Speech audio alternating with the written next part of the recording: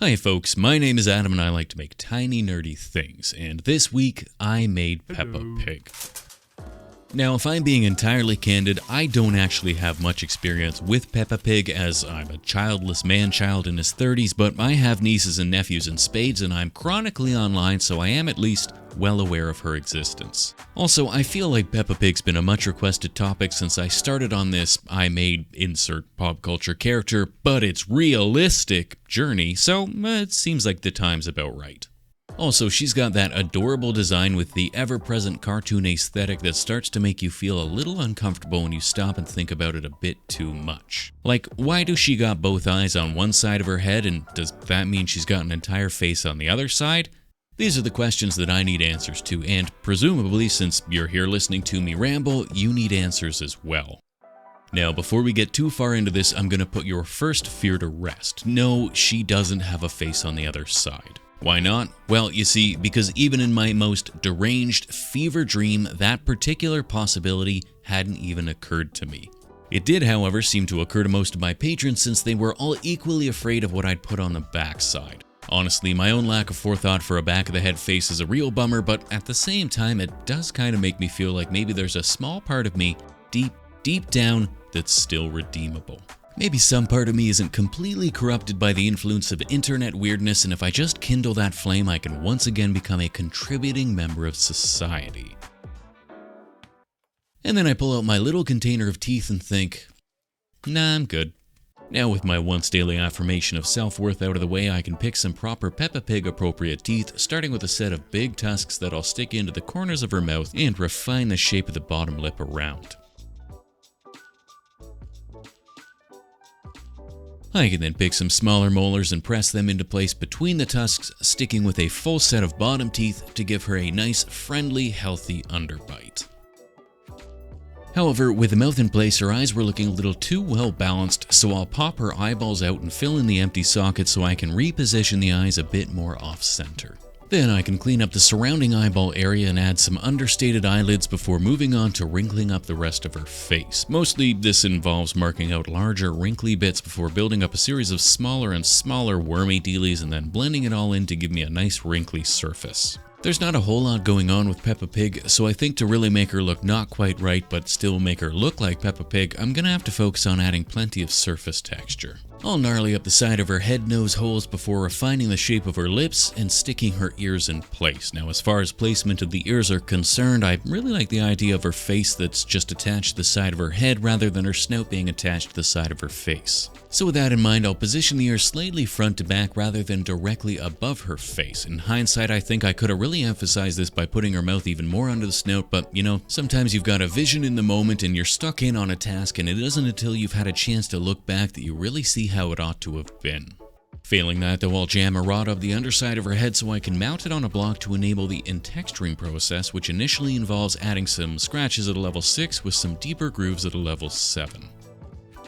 I'll then cover the entire face in a layer of cling film before breaking out my trypophobia-producing texture roller. This inverted bumpy little fellow can be rolled over the entire surface, creating a nice bumpy, semi-pory looking texture, and the cling film is just a waste of time, so halfway through I'll remove it and roll the roller without. Finally, for some final fine line scratches, I'll take my softest sharp silicone brush to cut some little, barely perceptible cuts into the face. But with that, Peppa's head is done, so it's into the oven to bake before removing her from her mounting block and making her a big aluminium body. This body will then be wrapped in a layer of clay so that I can attach her head and begin blending the two sections together before gently reshaping her lower half. Once her bottom half has been shaped into the correct shape, I can begin reshaping the shape of her neck by adding lots of sausages under her chin and around her head, blending and smoothing them out to create a nice quadruple chin beneath her big toothy smile. Finally, with the head blocked out, I can begin wrinkling up her body with lots of cuts and added wormy dealies and silicone shaper smoothing before finally giving the whole thing that same holy roller texturing.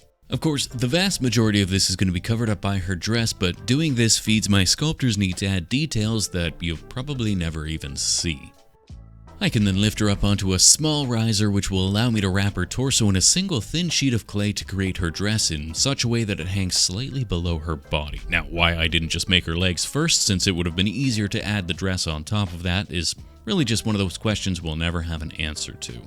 Apart from, of course, I'm an idiot, but that feels like a lazy answer. At this point, I've cut her dress down to a more form-fitting form and cut some holes for future arms, and I'll tear at the bottom of her dress to create the more well-worn outfit I imagine an anthropomorphized pig would wear.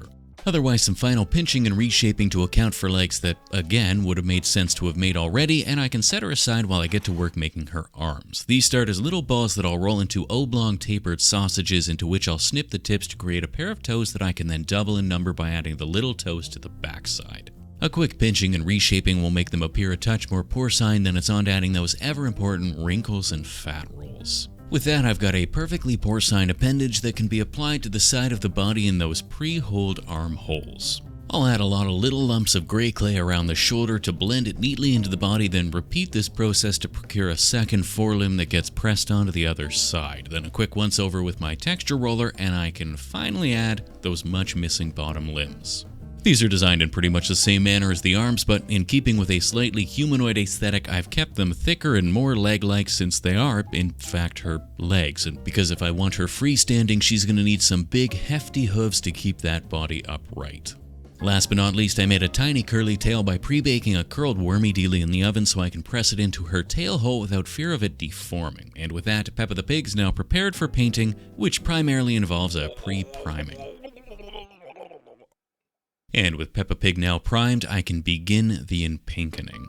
I'll start by giving her a full body base coat in a dark pink to create the shadows and recessed shading before aggressively sponging everything with several coats of progressively lighter pinks before finally settling on a white to highlight just the tips. Now, longtime viewers of this channel know that sponging is one of my all-time favorite ways of painting, since the sponging ensures that the paint goes on nice and thick but keeps from settling into the recesses, creating some nice, deep shadows and her multitude of wrinkles and skin folds.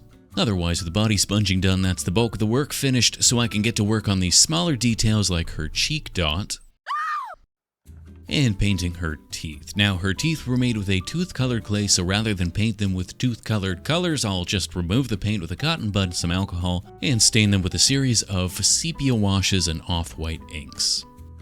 I'll then give her eyes a nice off-white, almost jaundice yellow base coat, keeping the red around the rim visible, before using a ball stylus to add some great big pupils in the center. Well, no, not in the center, very much off-center. I can then give her toenails and fingernails a gnarly brown wash and add a little to her nose for added effect, I guess. With that, the only thing left to do then is paint her dress red. I'll give the whole thing a couple coats of red to create a solid, streak-free, deep red base coat, then I can roughen up and texture it by way of even more sponging. Finally, to bring her eyes to life and make them nice and goopy, I'll goop a couple globs of UV resin on top and blast it with a UV flashlight. Otherwise, that's Peppa Pig looking pretty perfect, and while I had considered calling it good here, I figured if anyone deserves a muddy base, it's a creepy, face in the wrong place, anthropomorphized pig. To make my muddy base, I'll mix up some cheap and cheerful mud by adding 1 part hole filler, 1 part clumping sand, 1 part glossy PVA glue, and 1 part whatever brown paints I have on hand.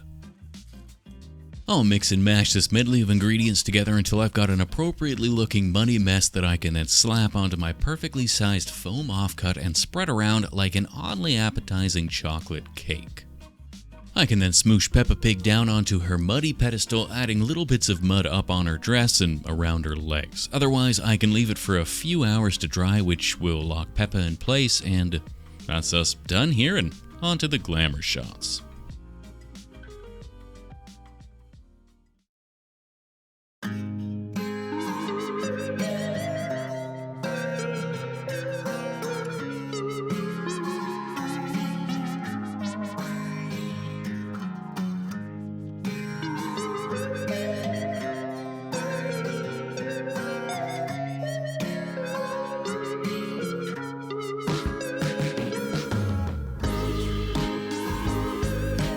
As always, a big ol' thank you to the fine folk over on Patreon, and a special hey how are you to the newest of them, the Kronk family, Dindella the Defender, Catherine and Caden, Xena Dravenhart, Vermilion, Gabriel Kafafian, Carl Dawson, Cow King, Julia Price, check out Sando and Mando on YouTube, Little Miss Ayoy, Error Deluxe, Christy Dornstouter, and John Claudia.